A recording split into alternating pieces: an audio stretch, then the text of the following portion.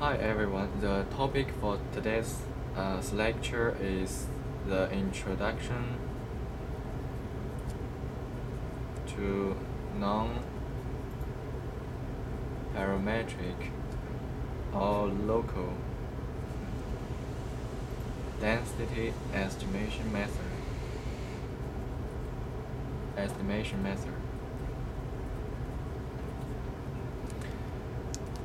So in our previous lecture, two kinds of the global parametric density estimation approaches, the maximum likelihood estimation and Bayesian parameter estimation has been discussed. And the general process we can draw like this. First, we have the data to classify. Also, we call this the training data. And according to our density function,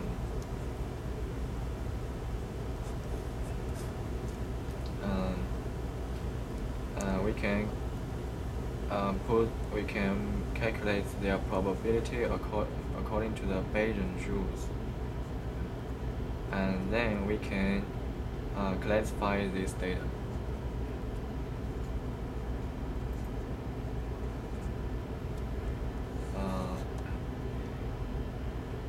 However, in real practice, we often cannot assume a parametric form for the density function. So it looks like this is a black box, and we don't know how the explicit density function is. So in order to apply the likelihood ratio test, we have to estimate the density function using an unstructured approach. So this approach, we called it non-parametric estimation. Also, we can call it local density estimation. So this type of approach, the density function is estimated locally by a small number of neighboring points. Although the local estimation is less reliable with larger bias and variance than the parametric density estimation, sometimes it still can give us an unacceptable classification results. So this is what we concern most. Therefore, the evaluation for non-parametric density estimation is whether or how good it can help us to classify the data into different categories. So in the following, we will introduce the basic principle of the local density estimation.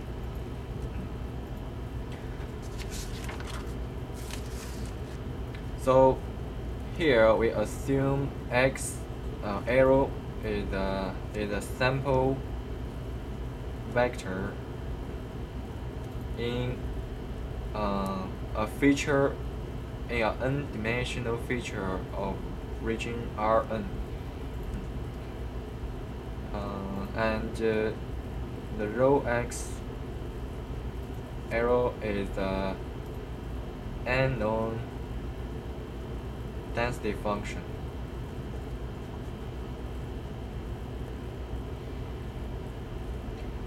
So the probability of x belong to the region R. We use P to represent this probability.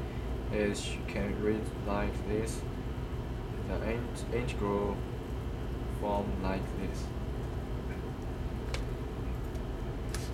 So we can see P is the average of the density function value in the volume of R. So it's the average of density function.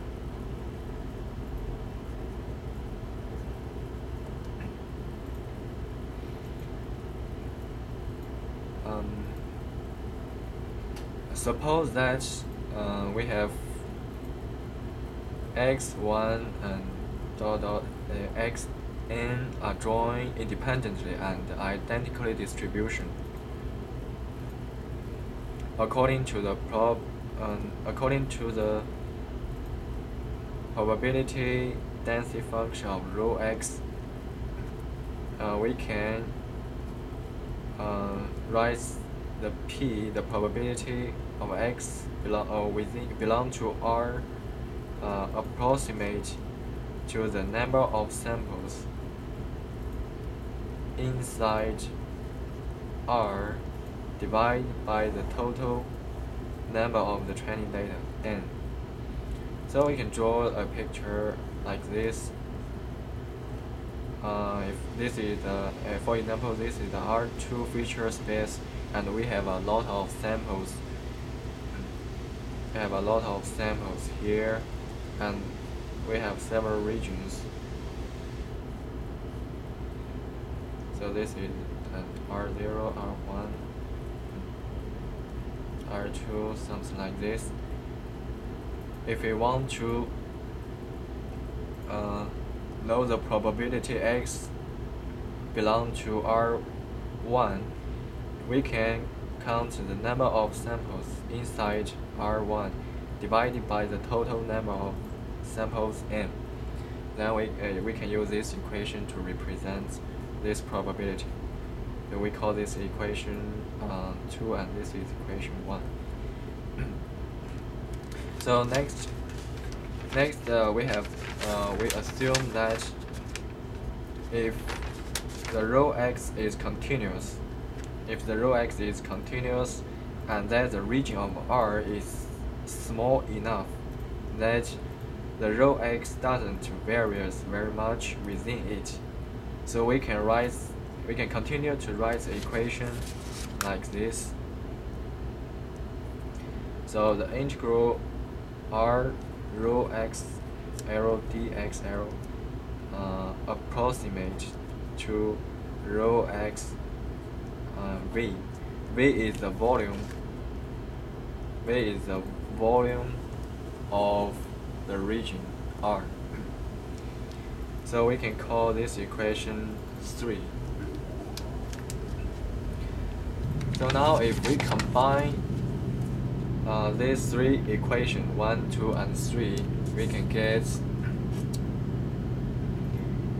get approximately from rho x approximate to number of samples divided by the total number of samples in R divided by the total number n, and then divided by the volume of R. And in the following, we use the k to represent the number of samples in R. Then so the equation can write in this way. So there are some interesting observations for this equation. First, if we fix some observations. If we fix the volume of R and increase the number of n, that means we have taken more and more training samples. Then the ratio of k divided by n will converge to the real probability we desired. But we only have obtained an estimate of the space average value of rho x. That means rho x equal to the probability x belong to R and divided by v, and then use the integral from rho x dx divided by the integral of dx. So the second observation is, if we want to obtain rho x rather than just an average version of it, we must be prepared to let the volume of R approximate to 0. However, if we fix the number of n fixed, and meanwhile let the VR approximate to 0, the region will eventually become very small, that it will enclose no samples, and our estimate rho x approximate 0 is meaningless and useless for us to estimate the local density estimation. Or even one or more of the training samples coincide at x, the estimate diverges to infinity, because the denominator VR is approximate to 0, so which is also equally useless. Or the rho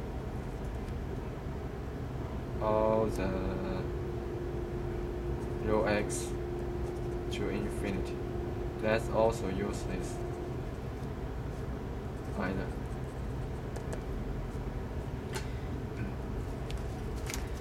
So based on these two observations, we have some idea that when we change the v, at the meantime we need to change the n together.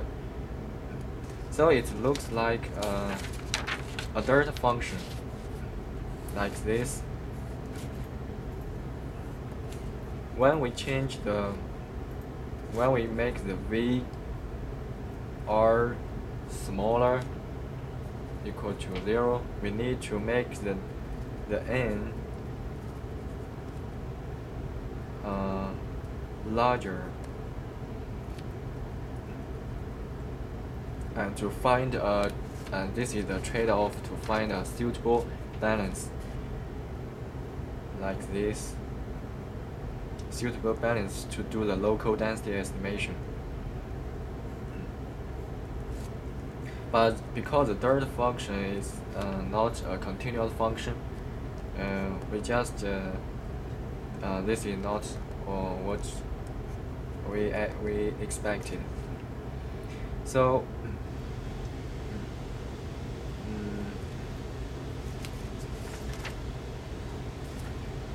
from a practical standpoint, we know that the number of samples is always limited. The n is always limited. So we cannot make n larger to infinity. So that means the same idea is it's not a real delta function. It's just a function when the n is large enough, and meanwhile the VR is small enough. So this is just a trade-off. We need to find that. So from the mathematical standpoint, we can summarize the 3 limitations, which can help us to circumvent it, can be circumvented if an unlimited number of samples is available.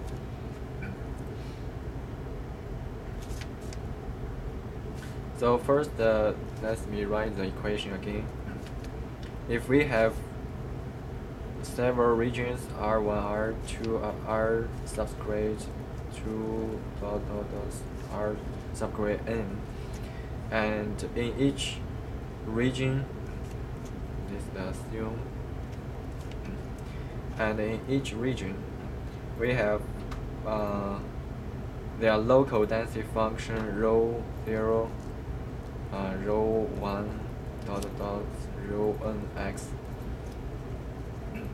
Then we can write the equation based on our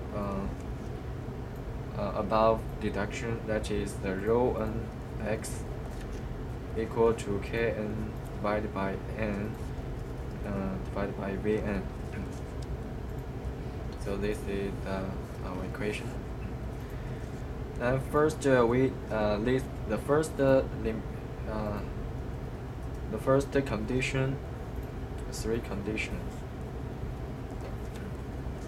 So the first condition is the limited n, when n is bigger enough, the Vn, the volume of Rn, should be 0. So what's the meaning of this? That is, this condition assures us that the space averaged P divided by V, this value, will converge to rho x, provided that the region shrinks uniformly and the rho x is continuous at x. The second condition is it's a little hard to be understood. That is, limit n when n is equal to infinity, the kn should be infinity. So what's the meaning of this condition? That actually this condition only makes sense if rho x is not to 0, and it guarantees us that the frequency ratio will converge to the real probability of x.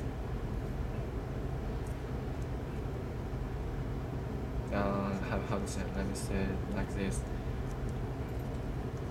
converge to the real probability of x. The rho n x, that should be rho n x converge to real rho x. So the third condition is limit n is large enough, the kn divided by n should equal to 0. So this condition is very necessary if it can be said that if we put these 2 conditions together, we can say that even when the kn approximates infinity, the kn divided by n still converge to 0.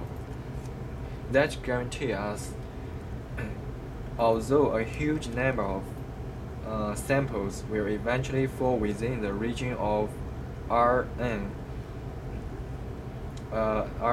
which is very small region, but the kn divided by n, they will form a very small fraction of the total number of samples. That means the number is even bigger than the kn. The speed of n converge to the increase rate of sample n is much bigger or faster than k. Then we can get the value 0 here. Okay, so next we can briefly introduce there are 2 popular local density estimation methods. And the basic idea of these 2. One is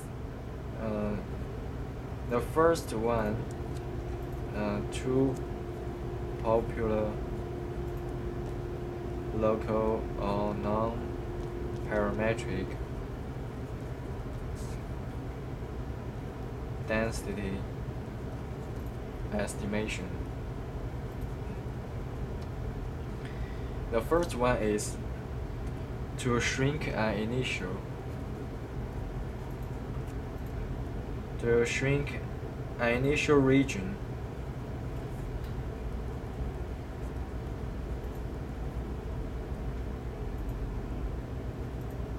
by specify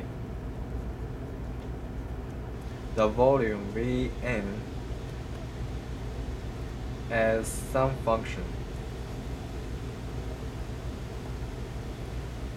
of n, such as the Vn equal to 1 divided by square root n. Also, before we we assume this provide this equation, it needs to meet the above three conditions first. To make sure the rho nx approximates or converge to real rho x. Okay. So this is the idea. This is the idea of the Parsons window.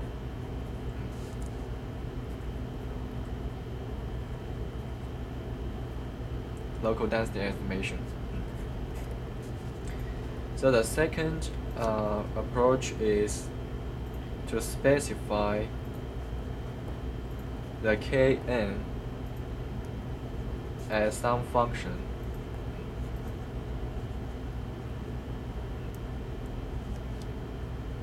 of n, such as Kn is equal to square root n. So that means the volume, but for the volume Vn is growing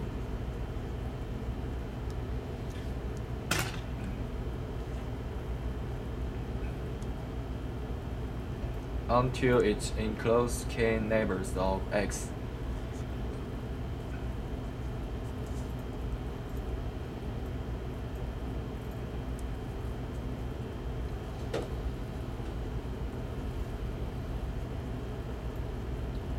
Neighbor samples of x. So this method is called the Kn nearest neighbor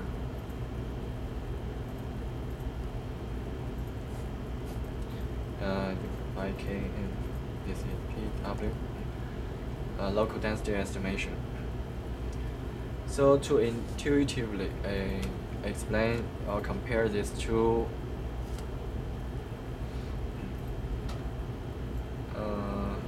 methods, we can draw some pictures. So for example, there are a lot of samples in the R2 feature space. There are a lot of samples here. I'll make it bigger. This is a sample here. A lot of samples.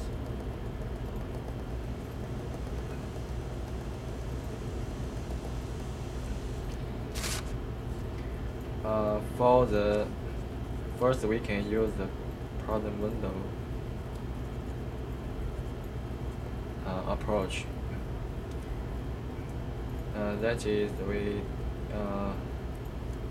use the equation of Vn equal to this one. So 1n is 1. The Vn is 1. Draw a circle like this.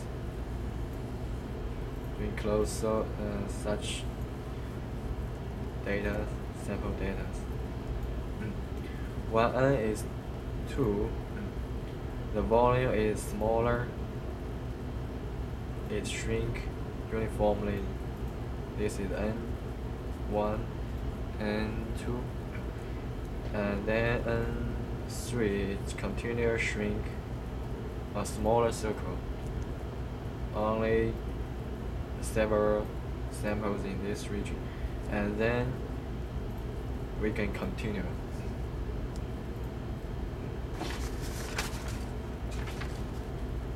We can continue and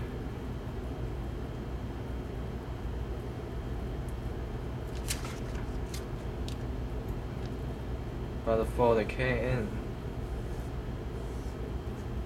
they use different approach.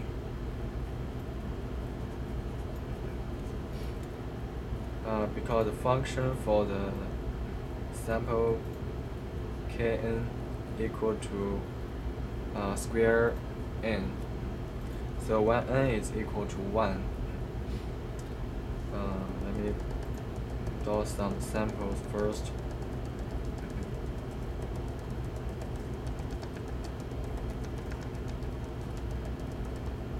For example, this is the region around x0.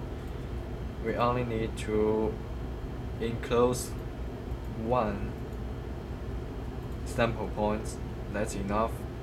So this is n equal to 1. And then when n is equal to 2, the Kn is still smaller. But this is not an integral. We can jump to n equal to 4, then K equal to 2. We can enlarge our region when we reach the second point. For example, like this. This is n equal to 2. And then we continue increase our number of samples. For example, K equal to 16, then K is equal to 4. This is still small, right? We can increase to 100, then K is equal to 10. We can make a bigger circle to cover 10 sample points, and then to estimate the density around this x0 in the region, in this region. So this is n equal to 100. So we can see there are two different approach. One is change the volume, which is a function of n, and the other is cover how many samples which has use a function related to n to control this region. Okay, this is today's lecture. Thank you for watching.